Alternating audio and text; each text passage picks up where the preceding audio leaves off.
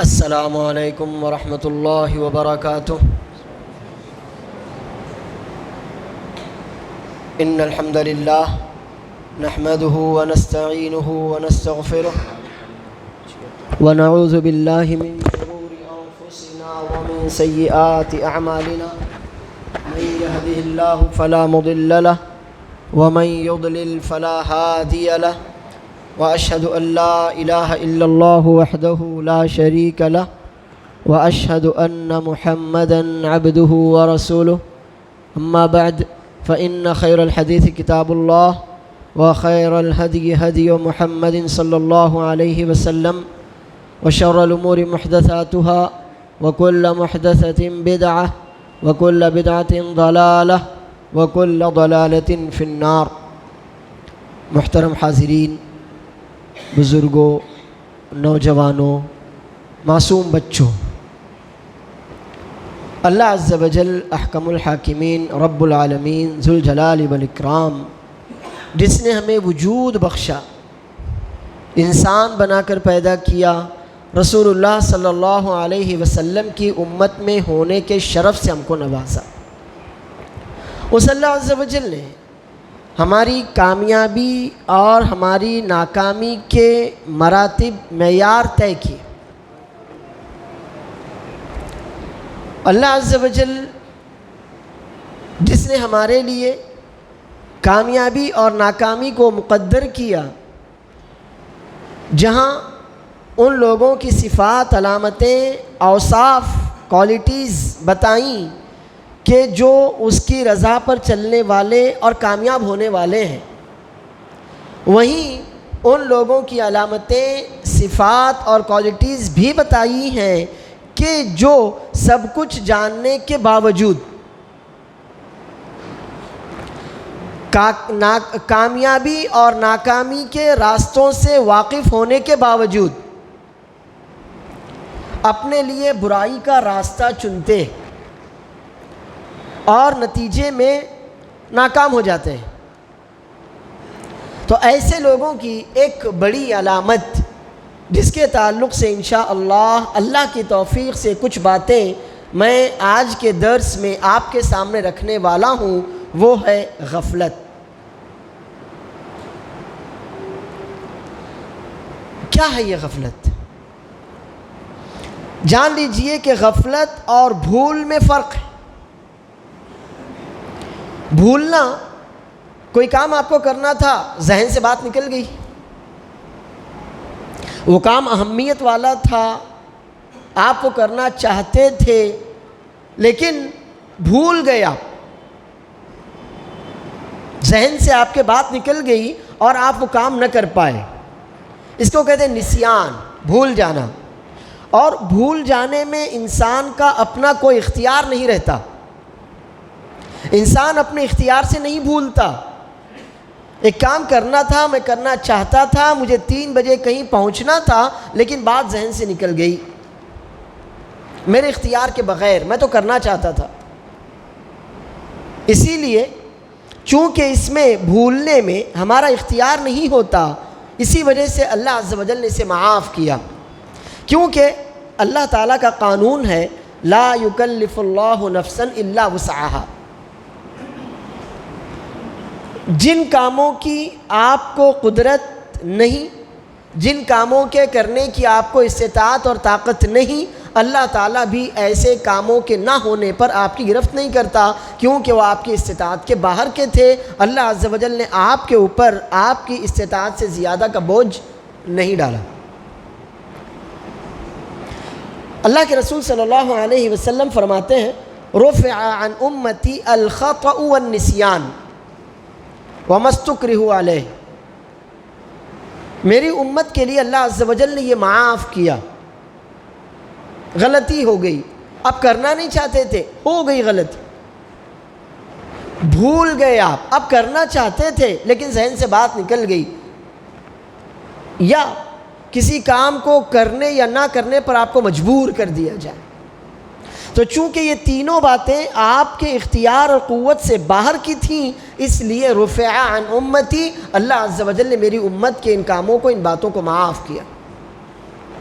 اور اللہ عز و جل نے خود بھی ہمیں دعا سکھائی ہے، امید ہے آپ یہ دعا روزانہ پڑھتے ہوں گے، ربنا لا تؤاخذنا ان نسینا او اخطأنا، اے ہمارے رب اگر ہم بھول جائیں، اگر ہم سے غلطی ہو جائے تو ہماری گرفت نہ کرنا، ہماری پکڑ نہ کرنا، ہم کو سزا نہ دینا۔ یہ تو ہوا بھول چوک کا معاملہ کہ جو انسان کے اختیار، انسان کی قوت سے باہر کی چیز ہے، لیکن غفلت ایسی نہیں۔ غفلت انسان کسی کام کو اہمیت نہیں دیتا، پرائرٹی نہیں دیتا، وہ جانتا ہے کہ اس کام کو مجھے کرنا چاہیے لیکن اس سے وہ لاپرواہی برتتا ہے۔ اس کے دل میں یہ بات آتی ہے نہیں کیا تو کیا ہوگا، جانے تو نہیں کرتا ہوں۔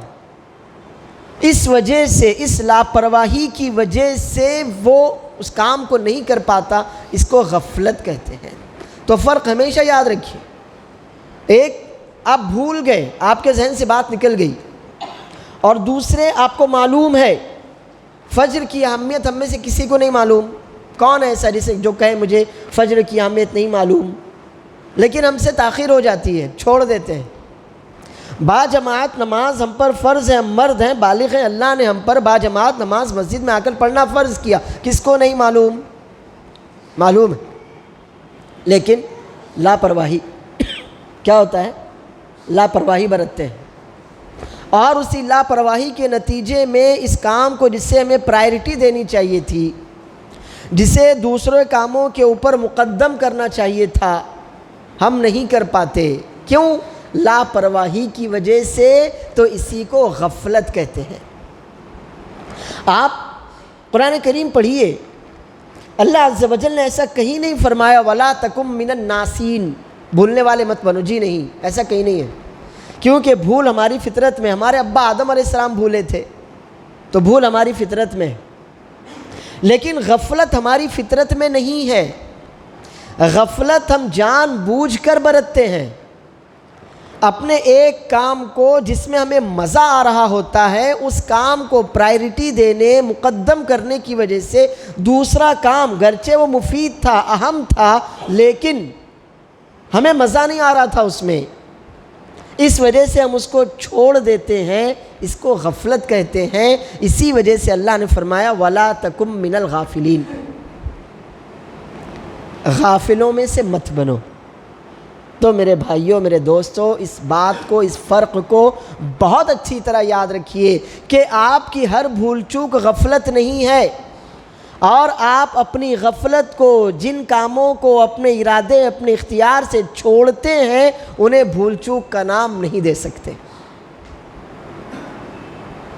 اس بھول چوک یا غفلت کے نقصانات بہت ہیں۔ ایک تو اللہ عز و جل فرماتا ہے وَلَقَدْ ذَرَأْنَا لِجَهَنَّمَ كَثِيرًا مِّنَ الْجِنِّ وَالْإِنسِ لَهُمْ قُلُوبٌ لَا يَفْقَهُونَ بِهَا وَلَهُمْ أَعْيُنٌ لَا يُبْصِرُونَ بِهَا وَلَهُمْ آذَانٌ لَا يَسْمَعُونَ بِهَا أُولَئِكَ كَالْأَنْعَامِ بَلْ هُمْ أَضَلُّ أُولَئِكَ هُمُ الْغَافِلُونَ۔ ہم نے بہت سے جنوں اور انسانوں کو جہنم ہی کے لیے پیدا کیا ہے۔ اللہ عز و جل تو رحیم ہے، وہ کریم ہے، اس کے فضل سے یہ ناممکن ہے کہ وہ ہم میں سے بہت سے لوگوں کو جہنم کے لیے پیدا کرے، لیکن اس نے ایسا کیا۔ وجہ آگے، یعنی ان کی جو حرکتیں ہیں اس کے اعتبار سے ان کا جہنم میں جانا طے ٹھہرا۔ کیا ہے؟ دل تو ہیں ان کو، اللہ نے دل دیے، لیکن نہ سوچتے ہیں، نہ سمجھتے ہیں، نہ غور و فکر کرتے ہیں، کسی اچھے نتیجے تک پہنچتے ہیں، ان کو کوئی فرق نہیں پڑتا۔ آنکھیں ہیں، لیکن ان آنکھوں سے اللہ عز و جل کی اس کائنات میں غور نہیں کرتے، ظلم کے انجام کو، ظالموں کے انجام کو نہیں دیکھتے، بس اپنی دنیا میں مگن ہیں۔ کان ہیں، خبریں آتی ہیں، اللہ عز و جل نے کیا فرمایا، رسول اللہ صلی اللہ علیہ وسلم نے کیا فرمایا، دنیا میں کیا ہو رہا ہے، کوئی فرق نہیں پڑتا، لیکن ایک کان سے سنتے ہیں دوسرے کان سے نکال دیتے ہیں۔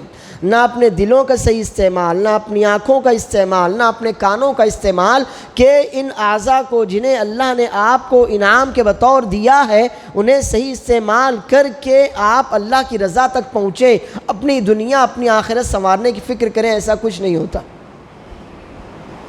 تو پھر اولئک کالانعام بل ہم اضل، یہ تو جانوروں کی طرح ہیں۔ جانور، ایک بکری، ایک گائے، ایک بھینس ہو، آپ اس کے کان میں جا کر کہیں کہ آج دنیا میں ایسا ایسا ہوا، اس کو کیا فرق پڑنے والا ہے؟ ایک گائے، ایک بھینس، ایک بکری، ایک بیل کے سامنے آپ لا کر ویڈیو رکھ دیں کہ آج ایسا ایسا ہوا، اس کو کیا فرق پڑنے والا ہے؟ اس کی آنکھیں اسے کسی انجام تک، نتیجے تک نہیں پہنچائیں گی، اس کے کان اسے کسی انجام تک نہیں پہنچائیں گے، دل ان باتوں کو سمجھنے سے معذور ہے۔ تو اللہ نے فرمایا یہ انسان جو دکھتے ہیں نا، یہ بھی انسانوں کے جسم میں دراصل جانور ہی ہیں، بلکہ ان سے بھی زیادہ گئے گزرے، کیونکہ اللہ نے جانوروں کو اس مقصد سے پیدا بھی نہیں کیا اور عبرت حاصل کرنے والا دل ان کو دیا بھی نہیں، آپ کو تو دیا نا۔ تو ایسے لوگ جانوروں سے بھی زیادہ گئے گزرے ہیں، اولئک هم الغافلون، دراصل یہ لوگ تو غافل ہیں، اور ان کی اسی غفلت کے نتیجے میں آیت کا پہلا ٹکڑا وَلَقَدْ ذَرَأْنَا لِجَهَنَّمَ كَثِيرًا مِّنَ الْجِنِّ وَالْإِنسِ، جہنم، اللہ فرماتا ہے إِنَّ الَّذِينَ لَا يَرْجُونَ لِقَاءَنَا وَرَضُوا بِالْحَيَاةِ الدُّنْيَا وَاطْمَأَنُّوا بِهَا وَالَّذِينَ هُمْ عَنْ آيَاتِنَا غَافِلُونَ أُولَئِكَ مَأْوَاهُمُ النَّارُ بِمَا كَانُوا يَكْسِبُونَ۔ وہ لوگ جنہیں ہماری ملاقات، ہم سے ملنے کی کوئی امید نہیں ہے، جانتے ہیں وہ آخرت کو، معلوم ہے قیامت، ان کو معلوم ہے حساب کتاب، جزا اور سزا کا دن، لیکن ان کے اگر اعمال آپ دیکھیں گے، ان کی حرکتیں اگر آپ کو پتہ چلیں گی تو آپ یہ محسوس کریں گے کہ شاید اس بندے کو قیامت پر ایمان نہیں ہے، یہ نہیں یقین رکھتا کہ اسے مرنا بھی ہے، اللہ کو منہ دکھانا بھی ہے، جس طرح سے یہ ظلم کرتا ہے، جرم کرتا ہے، اسے دیکھ کر ہرگز بھی نہیں لگتا کہ اس کو مرنا ہے اور مرنے کے بعد دوبارہ اٹھنا اور اپنے کیے کا اللہ عز و جل کے سامنے حساب دینا ہے۔ یہ وہ لوگ ہیں جو دنیا کی زندگی پر راضی ہو گئے، کیونکہ یعلمون ظاہرا من الحیات الدنیا، دنیا کی زندگی کی جو لذتیں ان کو نظر آتی ہیں، یہ مال ہے، یہ حسن ہے، یہ شباب ہے، یہ عشق ہے، یہ محبت ہے، یہ ٹھنڈا ہے، یہ میٹھا ہے، جو کچھ، بس اسی پر وہ مطمئن ہو گئے۔ اور دنیا کی زندگی نے پھر جب ان کے دل و دماغ پر جادو کیا، اثر ڈالا، تو پھر کیا ہوا؟ والذین هم عن آیاتنا غافلون، ان کا مقدر ٹھہرا کہ یہ اب ہماری آیتوں کو سننے کے باوجود، کائنات میں ہماری نشانیوں کو دیکھنے کے باوجود، اپنے جیسے انسانوں کے انجام کو جاننے کے باوجود غافل ٹھہرے، عبرت حاصل نہیں کرتے۔ انہیں معلوم ہے کہ اس راستے پر جو چلا تھا، مثلا تکبر، انہیں معلوم ہے کہ ایک بندہ تھا تکبر کے راستے پر چلا تھا، اس کا انجام کیا ہوا، لیکن اب ہم اس سے غافل ہیں، ہم بھی تکبر کرتے ہیں۔ ظلم، انہیں معلوم ہے کہ ان سے پہلے ظلم کے راستے پر جو چلا تھا اس کا انجام کیا ہوا، لیکن ہم غافل ہیں، ہم بھی ظلم کرتے ہیں۔ والدین کی نافرمانی، انہیں معلوم ہے کہ والدین کے نافرمانوں کی اللہ عز و جل نے دنیا اور آخرت میں کیا سزا رکھی ہے، لیکن اب ہم غافل ہیں، عبرت حاصل نہیں کرتے، نصیحت حاصل نہیں کرتے۔ تو یہ لوگ کون ہیں؟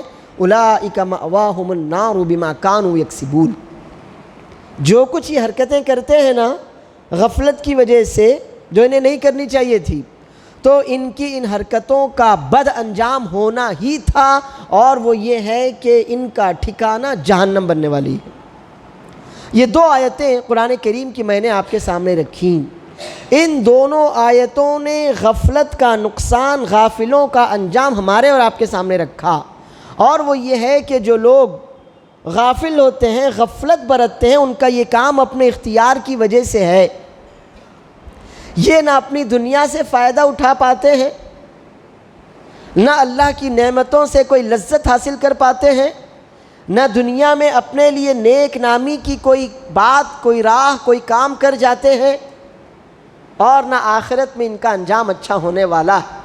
اس کو کہتے ہیں خسر الدنیا والآخرہ، ذالک هو الخسران المبین۔ خسر الدنیا والآخرہ ذالک هو الخسران المبین۔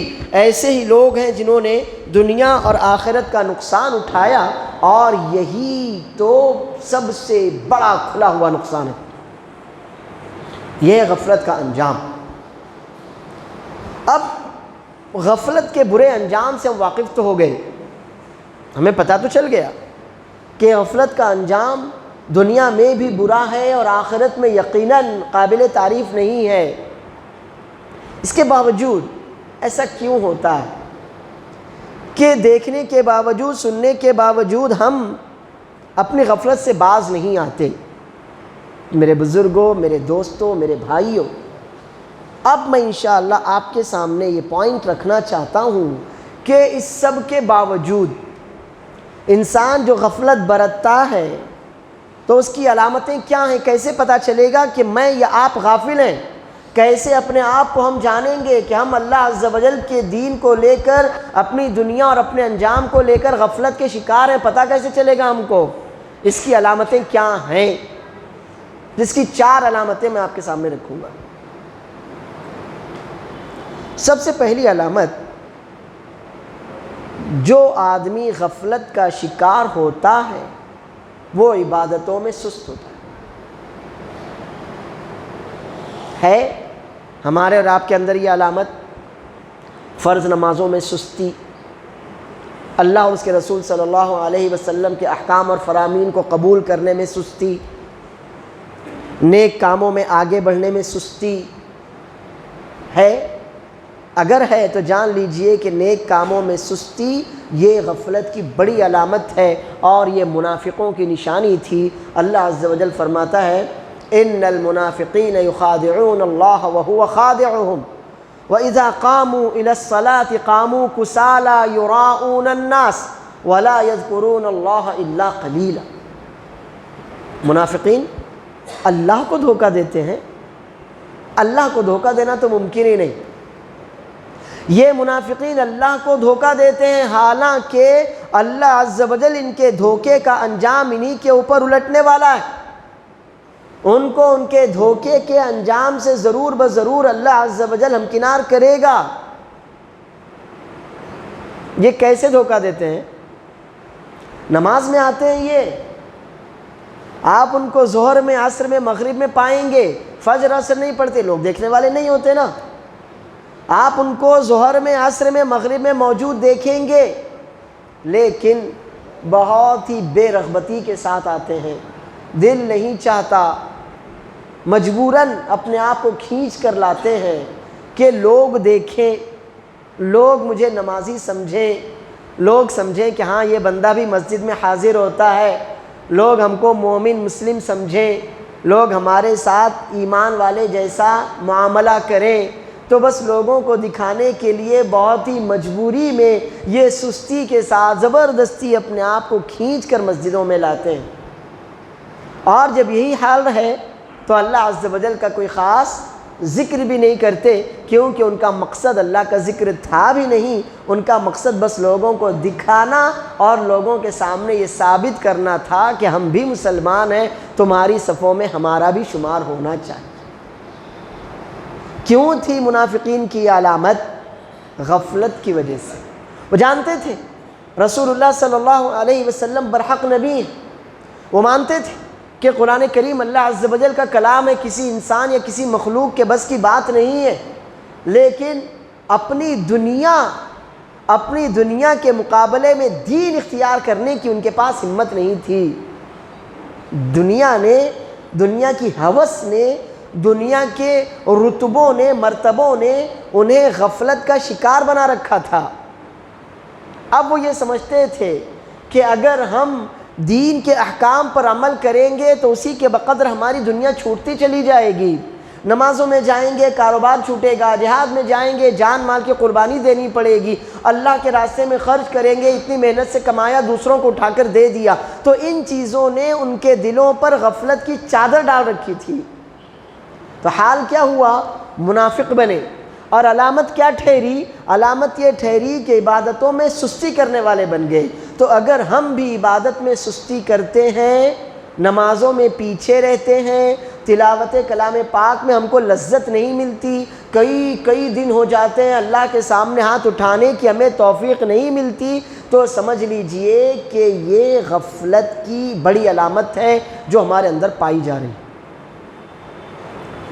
دوسری علامت،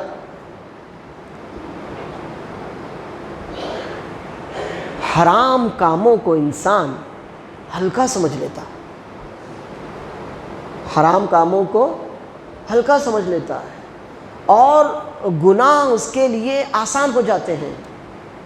عبداللہ بن مسعود رضی اللہ عنہ فرماتے ہیں ان المؤمن یرا ذنوبہ کأنہ قاعد تحت الجبل یخاف ان یقع علیہ وَإِنَّ الْمُنَافِقَ يَرَى ذُنُوبَهُ كَذُبَابٍ مَرَّ عَلَىٰ أَنفِهِ فَقَالَ بِيَدِهِ هَكَذَا۔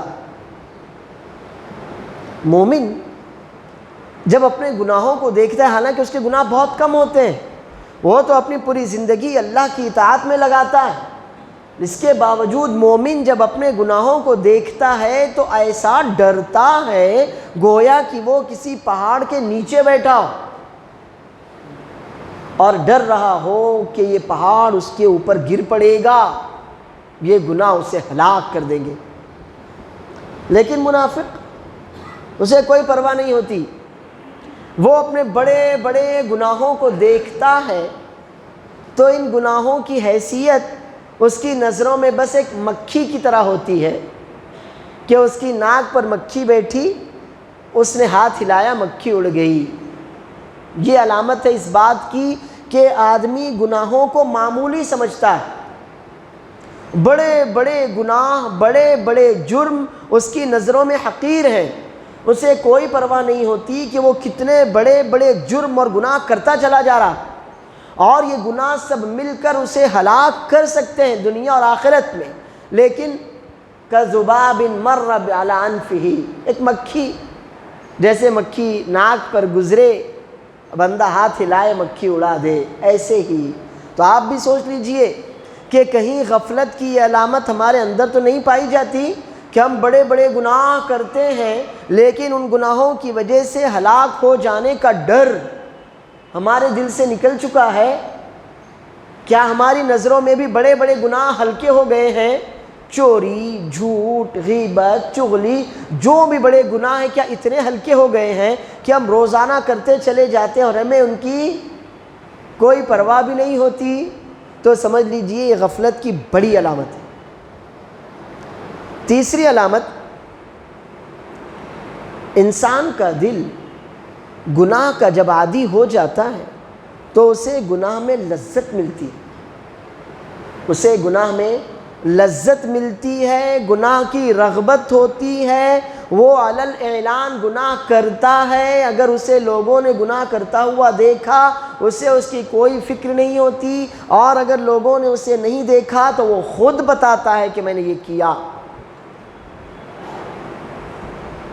اللہ کے رسول صلی اللہ علیہ وسلم فرماتے ہیں کل امتی معافی الا المجاہرین وَإِنَّ مِنَ الْمُجَاهَرَةِ أَن يَعْمَلَ الرَّجُلُ بِاللَّيْلِ عَمَلًا وَقَدْ بَاتَ يَسْتُرُهُ رَبُّهُ فَيُصْبِحُ وَيَقُولُ يَا فُلَانُ إِنِّي عَمِلْتُ الْبَارِحَةَ كَذَا وَكَذَا وَقَدْ بَاتَ يَسْتُرُهُ رَبُّهُ فَيُصْبِحُ وَيَكْشِفُ سِتْرَ اللَّهِ عَلَيْهِ۔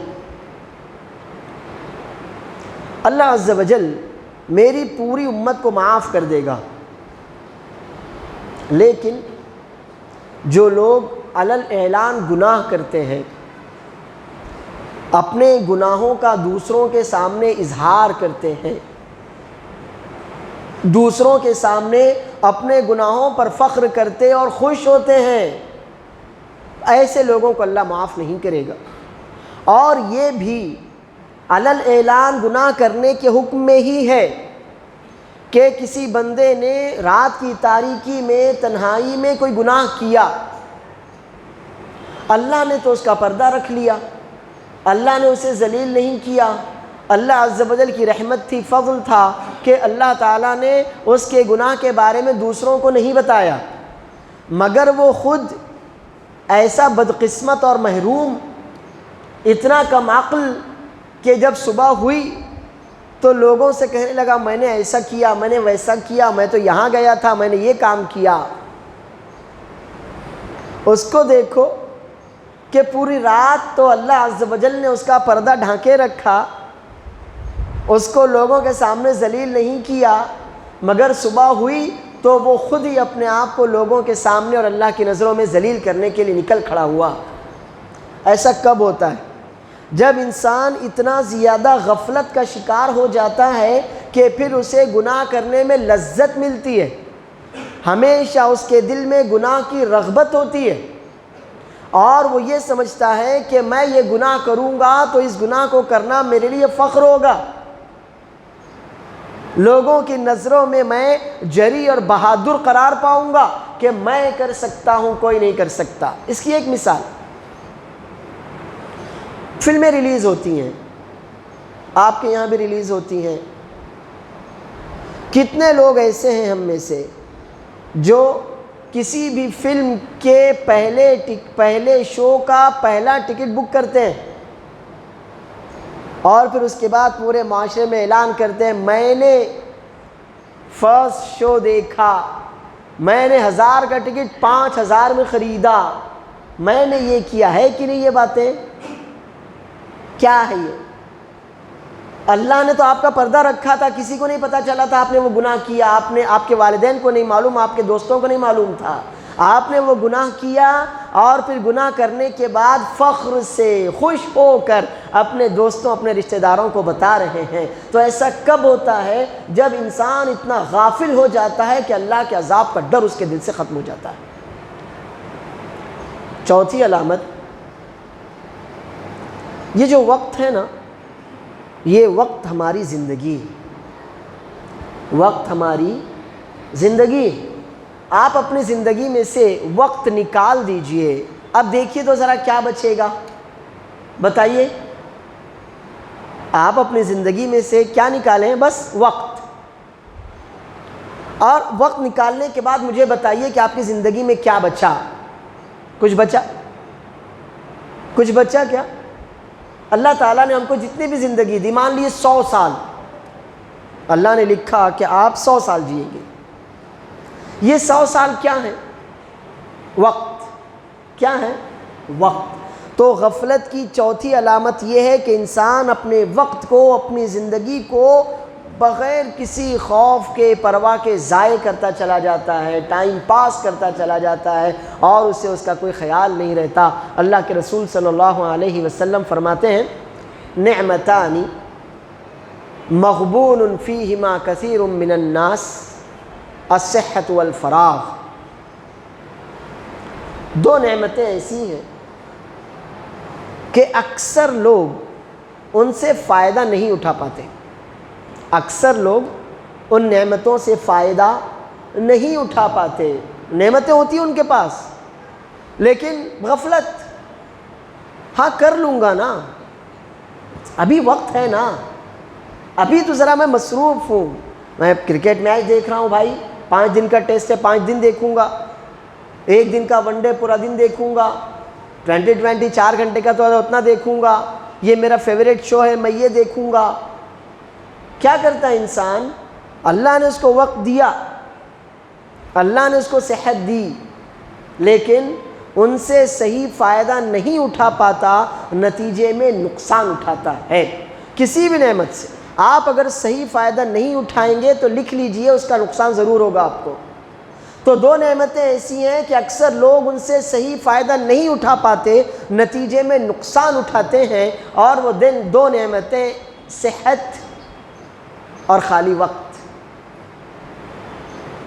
آج جوان ہیں ہم، صحت دی اللہ عز و جل نے، کوئی بری بیماری بھی نہیں ہے ہم کو، وقت بھی ہے، ہم علم حاصل کر سکتے ہیں، نہیں کرتے، قرآن کریم حفظ کر سکتے ہیں، نہیں کرتے، علماء کی محفلوں میں شریک ہو سکتے ہیں، نہیں ہوتے، اپنے بچوں کی تربیت کی طرف دھیان دے سکتے ہیں، نہیں دیتے، اپنے بچوں یا اپنے معاشرے کی ترقی کی خاطر کچھ کر سکتے ہیں، نہیں کرتے، وقت ہے نا، نہیں کرتے ہم۔ کیوں نہیں کرتے؟ کیونکہ ان کاموں کے کرنے میں ہم کو لذت نہیں ملتی، ہم کو لذت تو اس میں ملتی ہے، فیس بک 2 گھنٹے 3 گھنٹے، واٹس ایپ 2 گھنٹے، رات میں سونے تک جب تک موبائل منہ پر نہ گر پڑے،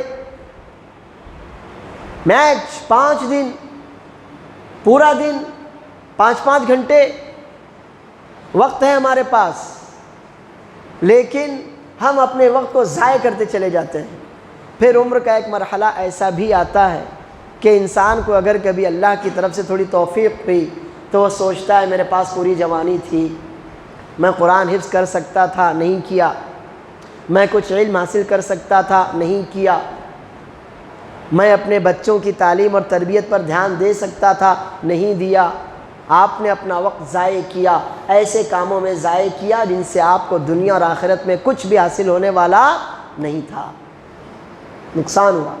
صحت، اللہ نے صحت دی، ہٹا کٹا بنایا آپ کو، 4 دن بھوکے پیاسے رہیں کوئی فرق نہیں پڑتا آپ کو، لیکن روزے رکھنے کی توفیق نہیں ہوتی، نہ گرمی میں، نہ بارش میں، نہ سردی میں، کہ پیر اور جمعرات کا ہم روزہ رکھ لیں، کہ 13، 14، 15 تاریخوں کے ہم روزے رکھ لیں، رات میں اٹھ کر اللہ عز و جل کے لیے 2 رکعتیں ہی پڑھ لیں، نہیں نماز کی توفیق ہوتی تھوڑا سا پاؤ پارا قرآن پڑھ لیں، نہیں اتنا ہو سکتا ہاتھ اللہ کے سامنے آدھی رات کو، آدھی رات کے بعد رات کے آخری پہر کو اللہ کے سامنے ہاتھ پھیلا دے، میرے رب میرے رب میرے رب، نہیں ہوتا۔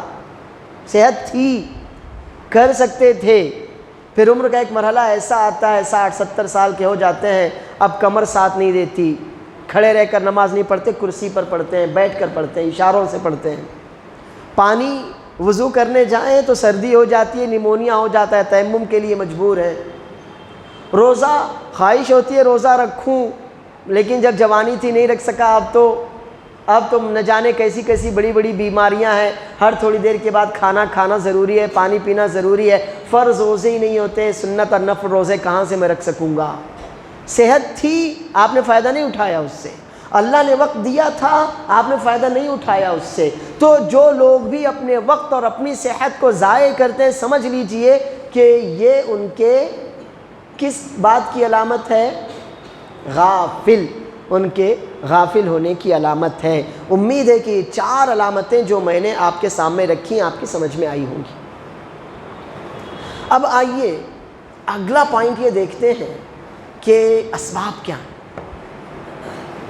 ہم مسلمان ہیں، اللہ اور اس کے رسول صلی اللہ علیہ وسلم پر، اللہ کی آیتوں پر، رسول اللہ صلی اللہ علیہ وسلم کی پیاری پیاری باتوں پر ہم ایمان رکھتے ہیں، اس کے باوجود ہم غفلت برتتے ہیں، تو سبب کچھ ہوگا، سبب کچھ تو ہوگا نا؟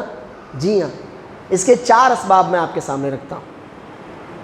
سب سے پہلا سبب یہ ہے کہ ہم اللہ کو واقعی ویسا جانتے ہی نہیں جیسا جاننے کا حق ہے۔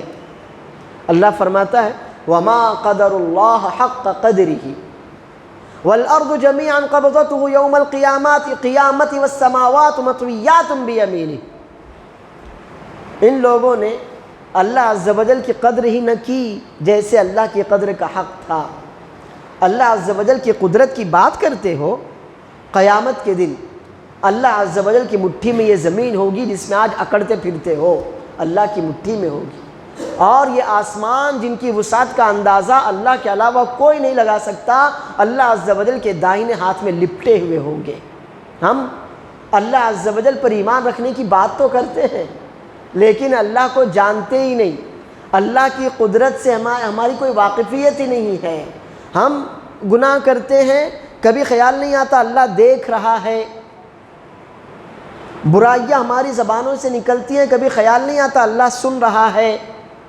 ہم کہیں تنہا ہوتے ہیں، سمجھتے ہیں کہ ہم گناہ کر لیں کسی کو پتہ نہیں چلے گا، یہ بھول جاتے ہیں کہ اللہ تعالیٰ تو علیم ہے، خبیر ہے، ہر بات کی پوری خبر رکھتا ہے، ہر بات کو شروع سے آخر تک بہت اچھی طرح جانتا ہے۔ ابو مسعود عقبہ بن عمرو بدری انصاری رضی اللہ عنہ کہتے ہیں كنت اضرب غلاما لی فسمعت صوتا من خلفی اعلم ابا مسعود اعلم ابا مسعود فالتفت فاذا هو رسول الله صلی اللہ علیہ وسلم فقال ابا مسعود للہ اقدر علیک منہ بک۔ میں اپنے غلام کو مار رہا تھا، اتنے میں پیچھے سے مجھے آواز آئے ابو مسعود اچھی طرح جان لو، ابو مسعود اچھی طرح جان لو۔ میں نے جیسے پیچھے مڑ کر دیکھا تو وہ رسول اللہ صلی اللہ علیہ وسلم تھے۔ آپ نے مجھ سے کہا ابو مسعود اچھی طرح جان لو، جتنی قدرت تمہیں اپنے اس غلام پر ہے اس سے کہیں زیادہ قدرت اللہ عز و جل کو تم پر ہے۔ فقلت هو حر لوجه اللہ فقال لو لم تفعل للفعتك النار۔ میں نے جب یہ جملہ سنا میرے دل میں ڈر پیدا ہوا کہ اللہ عز و جل مجھ پر اس سے کہیں زیادہ قدرت رکھتا ہے، میری تو اس غلام پر کوئی قدرت نہیں، میں بھی مخلوق وہ بھی مخلوق، وہ بھی انسان میں بھی انسان، کہاں مخلوق اور کہاں خالق؟ تو جان لو ابا مسعود جتنی قدرت تم کو اپنے اس غلام پر ہے اس سے کہیں زیادہ قدرت اللہ عز و جل کو تم پر ہے۔ تو میں نے کہا اللہ کے رسول صلی اللہ علیہ وسلم یہ غلام اللہ کی خاطر آزاد۔ تو رسول اللہ صلی اللہ علیہ وسلم نے فرمایا اگر تم ایسا نہ کرتے تو آگ تمہیں چھو لیتی۔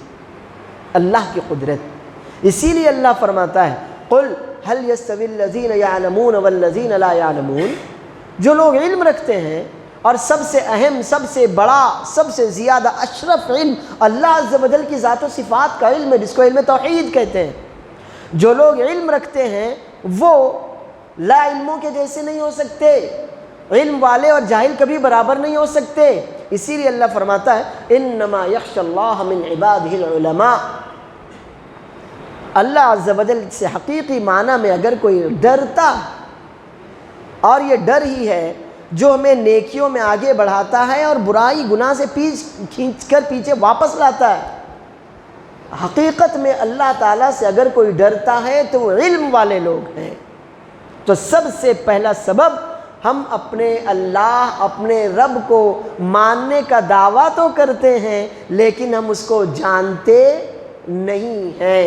اللہ کی ذات، اللہ کی صفات، اللہ کی قوت، اللہ کی قدرت، اور اللہ عز و جل نے اپنے نیک بندوں کے لیے کیا انعام تیار کیا، برے بندوں کے لیے، غافل لوگوں کے لیے کیسی سزائیں تیار کی، ہمیں ان سے واقفیت نہیں ہے۔ دوسرا سبب ہے دنیا پرستی، دنیا کی محبت، دنیا کی رنگینی۔ اللہ فرماتا ہے الہاکم التکاثر۔ اس کے پاس ایک بائک ہے، میرے پاس 2 ہونا چاہیے، وہ 1000 اسکوائر فٹ کے بنگلے میں رہتا ہے، میں 2000 اسکوائر فٹ کے بنگلے میں رہوں گا، اس کے بچے فلاں اسکول میں پڑھتے ہیں، میرے بچے اس سے زیادہ اچھی اسکول میں پڑھیں گے۔ کیا ہے یہ؟ ایک دوسرے سے دنیا کے کاموں میں آگے بڑھنے کی ہوڑ ہے، حرص ہے۔ یہ کیا کرتی ہے؟ انسان کو غافل کر دیتی۔ کیا کرتی ہے؟ انسان کو آخرت سے غافل کر دیتی ہے۔ اللہ یہی تو فرماتا ہے الہاکم التکاثر، دوسروں کو پیچھا چھوڑنے، دوسروں سے آگے بڑھنے، دوسروں سے بازی لے جانے کی ہوڑ نے تمہیں اللہ سے، آخرت سے غافل کر رکھا ہے۔ ہمارے اندر یہ برائی پائی جاتی ہے کہ نہیں پائی جاتی؟ لالچ، حرص، ہوس۔ اللہ کے رسول صلی اللہ علیہ وسلم فرماتے ہیں مل فقر اخشى علیکم، واللہ مل فقر اخشى علیکم ولكن اخشى علیکم ان تبسط لکم الدنیا ذراعیها كما تبسط على من كان قبلكم فتنافسوها کما تنافسوہا فتہلککم کما اہلکتہم۔ اللہ کی قسم مجھے تمہارے اوپر فقیری، محتاجگی، مفلسی کا ڈر نہیں ہے، مجھے یہ ڈر نہیں ہے کہ میرے بعد تم قلاش ہو جاؤ گے، محتاج، مفلس، غریب، مسکین ہو جاؤ گے، جی نہیں۔ ڈر تو مالداری سے، ڈرتا تو اس بات سے ہوں کہ دنیا تمہارے لیے بھی اپنی ساری رنگینیاں کھول دے گی، جیسے تم سے پہلے والوں کے لیے دنیا کی رنگینیاں مہیا کر دی گئی تھیں۔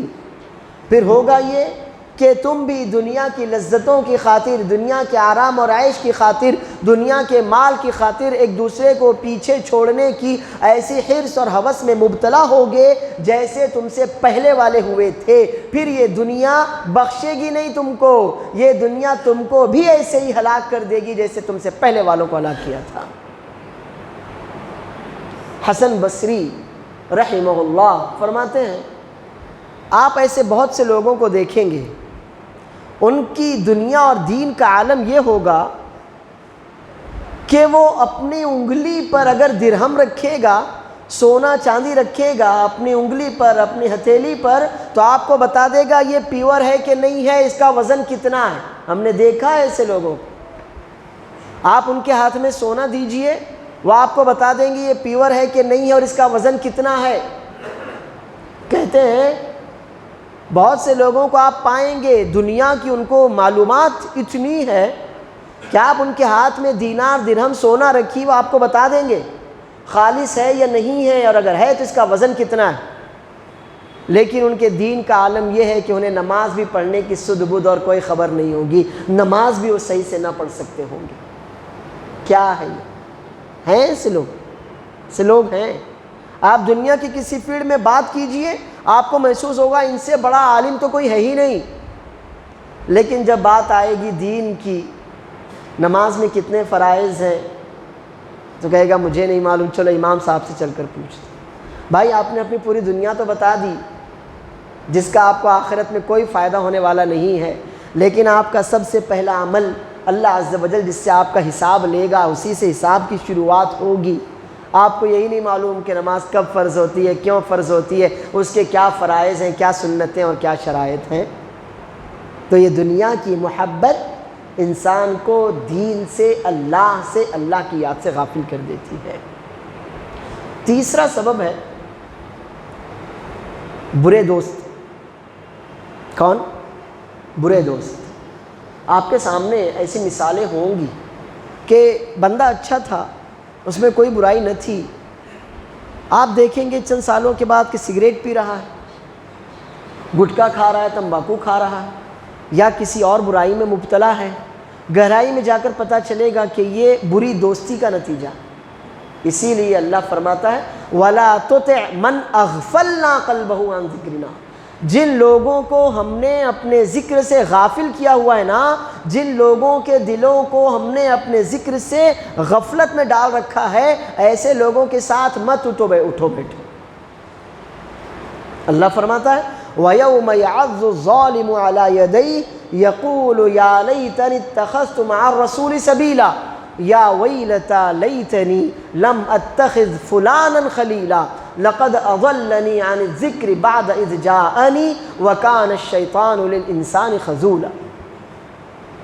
جس دن ظالم اپنے ہاتھوں کو بھنبوڑے گا، اپنے دانتوں سے اپنے ہاتھوں کو کاٹے گا، افسوس، حسرت، ندامت اور غصے سے،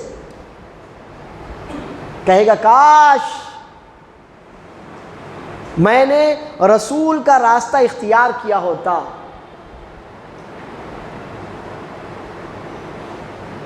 کاش میں نے فلاں کو دوست نہ بنایا ہوتا، اس فلاں نے مجھے اللہ کے ذکر سے غافل کر دیا، حالانکہ اللہ کی یاد، اللہ کی بات، اللہ کی آیت، اللہ کا ذکر مجھ تک پہنچ چکا تھا، میں اپنے لیے حق اور خیر کا راستہ اختیار کر چکا تھا، لیکن اس کی دوستی نے مجھے اللہ کے ذکر سے دور کر دیا، اس کے ساتھ رہنے کی وجہ سے میں بھی برائیوں میں مبتلا ہو گیا، اور نتیجہ یہ ہوا کہ وہ خود تو جہنم میں جانے کا حقدار ٹھہرا، مجھے بھی اس نے جہنمی بنا دیا۔ اسی لیے رسول اللہ صلی اللہ علیہ وسلم فرماتے ہیں المرء علی دین خلیلہ فلینظر احدکم من یخالل، آدمی اپنے دوست کے، اپنے ساتھیوں کے طور طریقوں، انداز، عادات اور اطوار اختیار کرتا ہے۔ جیسے آپ کے دوست ہوں گے ویسے ہی آپ ہوں گے۔ ایک بہت بڑے مشہور محدث ہیں خالد الحذاء۔ حذاء کا مطلب ہوتا ہے موچی۔ موچی جانتے ہیں آپ لوگ؟ موچی کابلر، چپلیں سینے والا، جوتے درست کر، اس کو موچی کہتے ہیں اردو میں۔ تو ان کا نام ہے خالد الحذاء، خالد موچی۔ وہ موچی نہیں تھے، بڑے محدث ہیں وہ۔ پھر ان کو موچی کیوں کہا گیا معلوم؟ ان کی دوستی موچیوں سے تھی۔ ان کا اٹھنا بیٹھنا کس کے ساتھ تھا؟ موچیوں کے ساتھ، چماروں کے ساتھ۔ اب آج تاریخ انہیں کس نام سے جانتی ہے؟ کس نام سے جانتی ہے؟ بولو۔ موچی۔ وہ موچی نہیں تھے، بڑے محدث تھے۔ دوستوں نے سمجھایا، ساتھیوں نے، دوستوں نے، نیک لوگوں نے ان کو بہت سمجھایا کہ آدمی اپنے معیار، اپنے وقار کا خیال رکھے، لیکن نہیں، دوستی تھی۔ تاج تاریخ میں ان کا نام کیسے لکھا جاتا ہے؟ خالد الحذاء۔ خالد کون؟ خالد موچی۔ بری دوستی کا اثر دیکھا آپ نے؟ دوستی کا اثر دیکھا نا کہ نام ہی وہ پڑ گیا۔ ایسے ہی بہت سی دفعہ آپ نے سنا ہوگا کہ کسی آدمی کو اٹھا لیا گیا، بھائی اس نے کوئی جرم نہیں کیا، کیوں اٹھایا اس کو؟ وہ ان لوگوں کے ساتھ رہتا تھا جنہوں نے جرم کیا تھا، اب جب تک وہ نہیں ملیں گے اس کو بھی نہیں چھوڑا جائے گا۔ تو بری دوستی برا اثر ضرور ڈالتی ہے۔ اگر آپ کے دوست اللہ کی یاد سے غافل رہنے والے ہوں تو وہ آپ کو بھی اپنی طرح بنا کر ہی چھوڑیں گے۔ تو یہ تیسرا سبب ہے کہ جس کی وجہ سے انسان غفلت کا شکار ہو جاتا ہے۔ اور چوتھا سبب ہے لمبی امیدیں، لمبی آرزویں۔ انسان اگر 60 کا بھی ہو جائے نا، اچھی طرح جانتے ہیں ہم کہ ہماری امت کی عمریں کتنی ہیں؟ کتنی ہیں؟ 60 سے 70 ہے نا، عام طور پر اتنی ہی ہے۔ بہت سے لوگ تو پہلے بھی چلے جاتے ہیں، اللہ نے جس کو جتنی عمریں لکھی، اور بہت سے لوگوں کو اللہ مزید دیتا ہے، لیکن این ایوریج، اوسط عمر ہماری امت کی اتنی ہی ہے۔ لیکن کیا 70 سال والا شخص ہمیشہ یاد رکھتا ہے اپنی موت کو؟ نہیں، وہ تو اپنے پر پوتوں کی شادیوں کے خواب دیکھتا ہے۔ امید، یہ جو لمبی امیدیں ہوتی ہیں نا دنیا کو لے کر، یہ انسان کو آخرت سے، موت سے، اللہ سے غافل کرنے میں بہت بڑا کردار ادا کرتی ہیں۔ اسی لیے اللہ کے رسول صلی اللہ علیہ وسلم فرماتے ہیں یحرم ابن آدم ویشب فیہ اثنان، حب المال وطول العمر۔ انسان بوڑھا ہو جاتا ہے لیکن دو چیزوں کی محبت اس کے دل میں اور جوان ہوتی رہتی ہے، پلتی رہتی ہے۔ ایک تو کتنا بھی بوڑھا ہو جائے کبھی مال کی محبت کم نہیں ہوگی، چاہے گا اور ملے اور ملے اور ملے۔ اور دوسرے کتنی بھی عمر ہو جائے چاہے گا اور ابھی 70 کا ہوں نا، اور 10-15 سال مل جائیں، ابھی 80 کا ہوں سینچری تک پہنچ جاؤں، ابھی 100 کا ہوں 150 تک پہنچ جاؤں۔ کیا ہے یہ؟ طول الامل۔ حسن بصری رحمہ اللہ فرماتے ہیں میں نے بہت سے لوگوں کو دیکھا کہ وہ اچھائی کر سکتے تھے لیکن انہوں نے نہیں کی۔ کیوں؟ غرتکم الامانی، لمبی امیدوں نے، لمبی آرزوؤں نے ان کو دھوکے میں ڈالے رکھا، حتیٰ کہ ان کی موت کا وقت آ گیا اور وہ کچھ نہ کر سکے۔ تو یہ لمبی آرزویں کیا ہوتی ہیں معلوم ہے آپ کو؟ انسان سوچے کہ ابھی تو میں 30 کا ہوں نا، 40 کا ہو جاؤں گا، ذرا اس وقت بڑھاپا وہاں سے شروع ہوتا ہے، میں وہاں سے تہجد شروع کروں گا۔ ابھی تو جوانی ہے، میرے پیچھے اتنے کام ہوتے ہیں، دن بھر بھاگ دوڑ رہتی ہے، یہ ہوتا ہے، اور پتہ چلتا ہے کہ بیچارہ 40 کے آنے سے پہلے پہلے قبر میں پہنچ گیا۔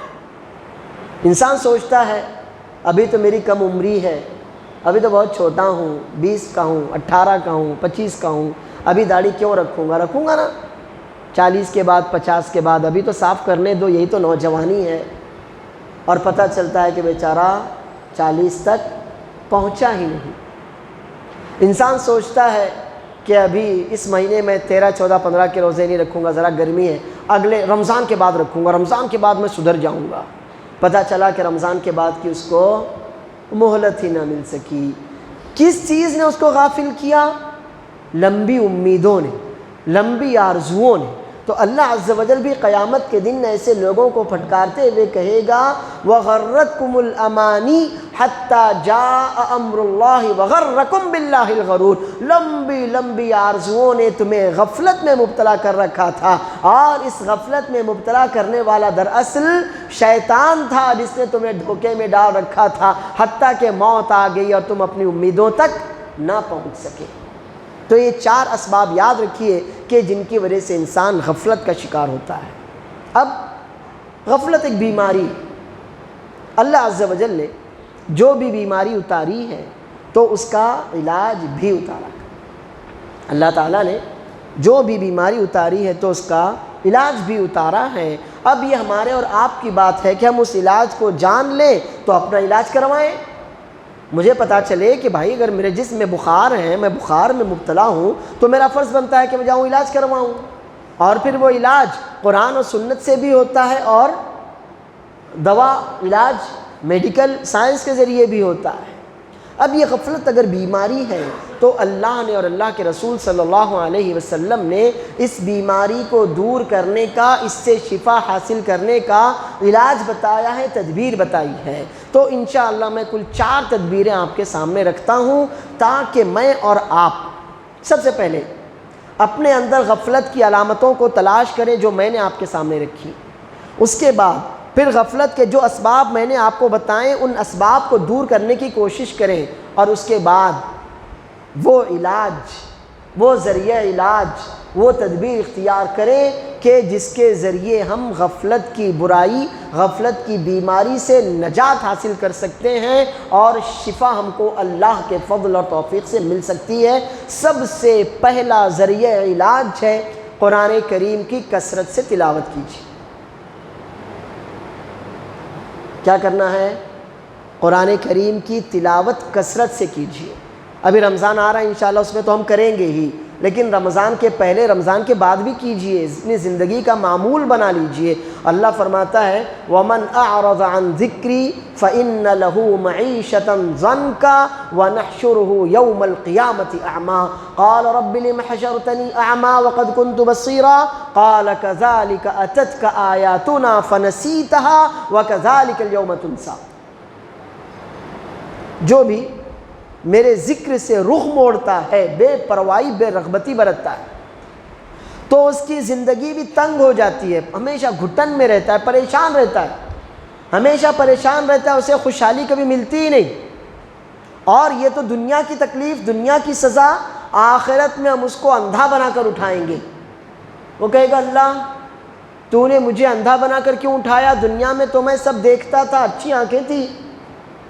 اللہ فرمائے گا تمہارے پاس بھی میری آیتیں آئی تھیں، لیکن تم نے ان سے غفلت برتی، اپنی آنکھیں پھیر لی تھیں۔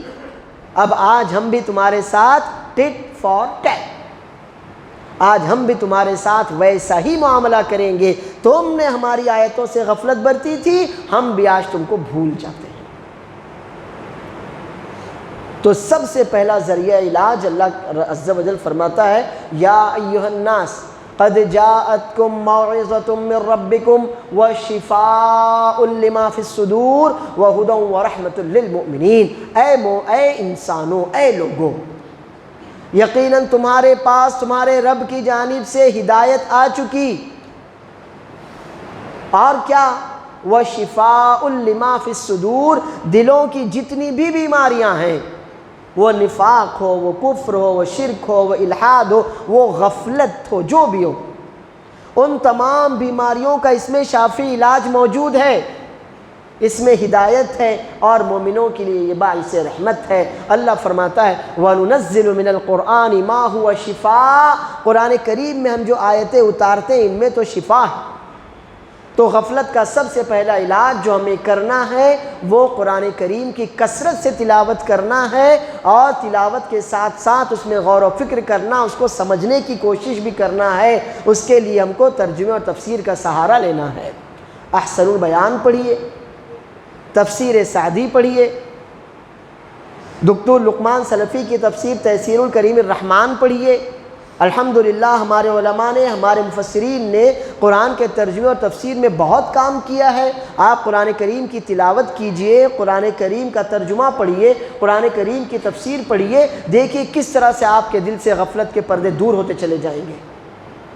دوسرا علاج، اللہ فرماتا ہے وَاسْتَعِینُوا بِالصَّبْرِ وَالصَّلَاةِ، صبر اور صلاۃ، نماز کے ذریعے اللہ کی مدد مانگیں۔ نماز دوسرا ذریعہ علاج ہے، نماز کی پابندی کیجئے، فرض نمازوں کی پابندی کیجئے، ساتھ میں نفل اور سنتوں کا، تہجد کا، قیام اللیل کا بھی اہتمام کیجئے۔ اللہ کے رسول صلی اللہ علیہ وسلم فرماتے ہیں من حافظ علی ہؤلاء الصلوات الخمس لم یکتب من الغافلین، جو بھی ان 5 فرض نمازوں کی حفاظت کرے گا۔ حفاظت کرنا لاکر میں رکھنا نہیں، یعنی پوری پابندی کے ساتھ سچے دل سے نیک نیتی سے ان نمازوں کو ادا کرے گا، ان کی ادائیگی کا پورے طور پر اہتمام کرے گا، تو انشاءاللہ لم یکتب من الغافلین، اسے غافلوں میں سے نہیں لکھا جائے گا، وہ بندہ کبھی غافل نہیں ہو سکتا۔ اور ہم نے آپ کو بالکل جو پہلی علامت بتائی تھی غفلت کی، وہ کیا تھی؟ کسی کو یاد ہے؟ ہاں، ہم نے بتایا تھا، بارک اللہ فیکم، ہم نے بتایا تھا آپ کو سب سے پہلی علامت ہے غفلت کی کہ آدمی عبادتوں میں غفلت برتتا ہے، اور اس کی مثال نماز سے دی تھی ہم نے، جو خود اللہ عز و جل نے ذکر کیا ان المنافقین یخادعون اللہ وهو خادعهم واذا قاموا الی الصلاۃ قاموا کسالی۔ تو نماز آپ جتنا زیادہ نماز کی پابندی کریں گے، فرض فرائض کی پابندی، سنت کا اہتمام، نفل کا اہتمام، انشاءاللہ اتنا ہی زیادہ غفلت کی بیماری اور برائی سے اللہ عز و جل آپ کو نجات دیتا چلا جائے گا، اور غفلت کی برائی سے آپ کو انشاءاللہ شفا ملتی چلی جائے گی۔ جیسے کہ حدیث بھی میں نے آپ کے سامنے رکھی من حافظ علی ہؤلاء الصلوات الخمس لم یکتب من الغافلین، جو ان 5 وقتہ نمازوں کی پوری حفاظت کرے، ان کا خیال رکھے، پوری پابندی نیک نیتی کے ساتھ ان کو ادا کرے گا، تو انشاءاللہ اسے غافلوں میں سے نہیں لکھا جائے گا۔ تیسرا ذریعہ علاج، تیسری تدبیر، موت کو کثرت سے یاد کیجیے۔ کس کو؟ موت۔ اللہ کے رسول صلی اللہ علیہ وسلم فرماتے ہیں اکثروا ذکر حازم اللذات الموت، ساری لذتوں کو توڑ دینے والی چیز کو کثرت سے یاد کیا کرو۔ یہ لذتیں یہی تو ہم کو غافل کرتی ہیں نا۔ بستر کی لذت فجر سے غافل کرتی ہے کہ نہیں؟ فجر سے غافل کرنے والی چیز بستر اور نیند کی لذت ہے کہ نہیں ہے؟ فجر سے غافل کیوں ہوئے؟ بستر اور نیند کی لذت کی وجہ سے۔ ماں باپ کی فرما برداری سے غافل کیوں ہوئے؟ بیوی اور بچوں کے ساتھ ملنے والی لذت کی وجہ سے۔ زکوٰۃ اور صدقات کی ادائیگی سے غافل کیوں ہوئے؟ مال کی محبت میں غفلت کی وجہ سے۔ تو ان ساری لذتوں کو توڑ دینے والی چیز کیا ہے؟ کیا ہے؟ موت۔ آپ جتنا زیادہ موت کو یاد کریں گے نا، اتنا ہی زیادہ انشاءاللہ آپ کے دل میں اعمال خیر کی رغبت پیدا ہوگی، نیکیوں میں دوسروں سے آگے بڑھنے کا شوق اور جذبہ پیدا ہوگا، اور آپ چاہیں گے کہ کر لوں، موقع ملے نہ ملے۔ آج پیر ہے نا، روزہ رکھ لیتا ہوں، اگلا پیر مجھے ملے نہ ملے، آج جمعرات ہے روزہ رکھ لیتا ہوں، اگلا جمعرات مجھے ملے نہ ملے، آج کی رات ہے تہجد پڑھ لیتا ہوں، کل کی رات مجھے ملے نہ ملے، ابھی اللہ نے دل میں بات ڈالی اس کے سامنے جھولی پھیلا دیتا ہوں، آئندہ پھر مجھے اللہ کے سامنے جھولی پھیلانے کا موقع ملے نہ ملے۔ کون ہے آپ کے موقع کو توڑ دینے والی چیز، آپ کے سارے چانسز کو ختم کر دینے والی چیز؟ موت ہے۔ تو کثرت سے آپ موت کو یاد رکھیے، جتنا زیادہ موت کو یاد رکھیں گے اتنا زیادہ انشاءاللہ برائیوں سے دور رہنے میں مدد ملے گی اور نیکیوں میں کثرت سے آگے بڑھنے اور اس کی رغبت دل میں پیدا ہونے میں آپ کو مدد ملے گی۔ چوتھا ذریعہ علاج، دعا کیجیے۔ کیا کرنا ہے؟ دعا، کثرت سے دعا مانگی۔ اللہ عز و جل فرماتا ہے وَقَالَ رَبُّكُمُ ادْعُونِي أَسْتَجِبْ لَكُمْ، تمہارے رب نے یہ حکم دیا کہ مجھ سے دعا مانگو، میں تمہاری دعا قبول کروں گا۔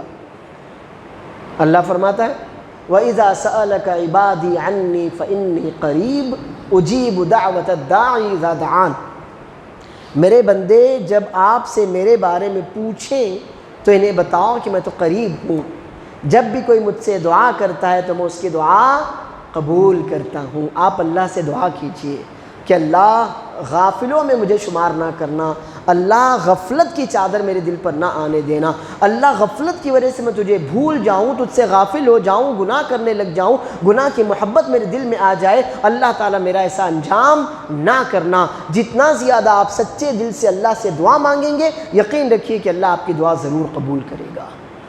یہ چاروں ذریعہ علاج سمجھ میں آ گئے؟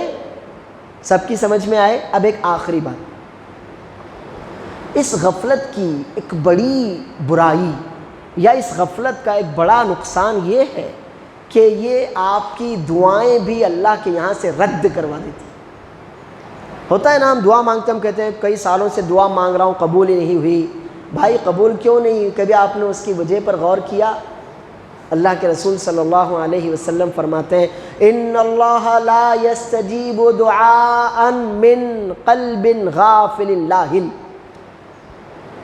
اللہ تعالی اس بندے کی دعا قبول نہیں کرتا جو غفلت کے ساتھ، بے پرواہی کے ساتھ دعا مانگ رہا ہوتا ہے۔ تو ہم کیا کرتے ہیں؟ دعا تو مانگتے ہیں، اس سے انکار نہیں ہے، دعا مانگتے ہیں، لیکن دعا کیسے مانگ رہے ہیں؟ غفلت کے ساتھ ہاتھ ادھر اٹھے ہوئے ہیں اور دل میں دکان کا خیال ہے، ہاتھ ادھر اٹھے ہوئے ہیں دل میں کہ ابھی وہاں جانا تھا مجھ کو، دعوت میں لوگ چلے گئے ہوں گے، جلدی سے کرتا ہوں، جلدی جاتا ہوں۔ کیسی دعا ہے یہ؟ غفلت ہے۔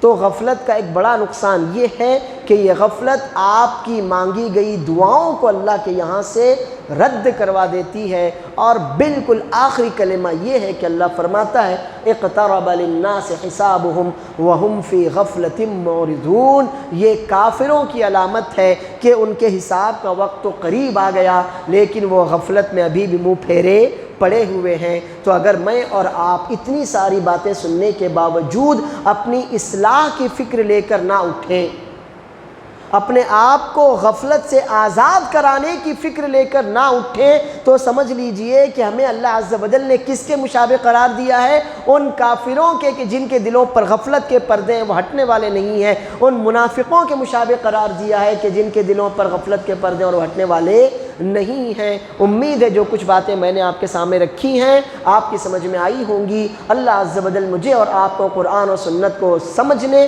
اور سمجھ کر ان پر عمل کرنے کی توفیق عطا فرمائے، غفلت سے اور اس کے نقصانات سے ہم سب کو نجات عطا فرمائے، آمین۔ وآخر دعوانا الحمد للہ رب العالمین، والسلام علیکم ورحمۃ اللہ وبرکاتہ۔